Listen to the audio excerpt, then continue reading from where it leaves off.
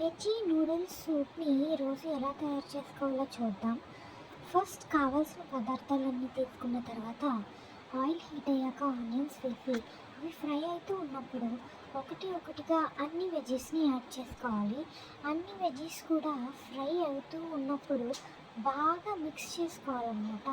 ఇందులో టిప్ ఏంటంటే వెజ్జెస్ అన్నీ ఫస్ట్ పీల్ చేసేసుకుని పక్కన పెట్టుకున్నట్టయితే మనం ఫ్రై చేసుకోవడానికి ఈజీగా ఉంటుంది.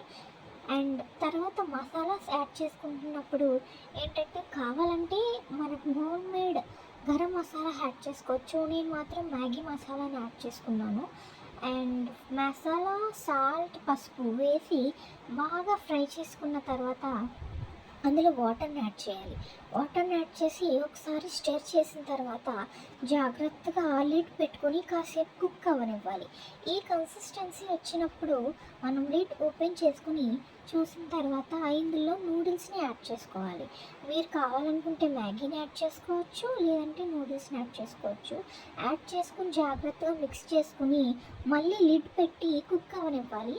యాక్చువల్లీ ఇది కుక్ అయిన తర్వాత మనకి ఈ విధంగా తెలుస్తుంది. అండ్ ఇప్పుడు జస్ట్ సర్వ్ చేసుకుని టేస్టింగ్కి తీసుకోవడమే.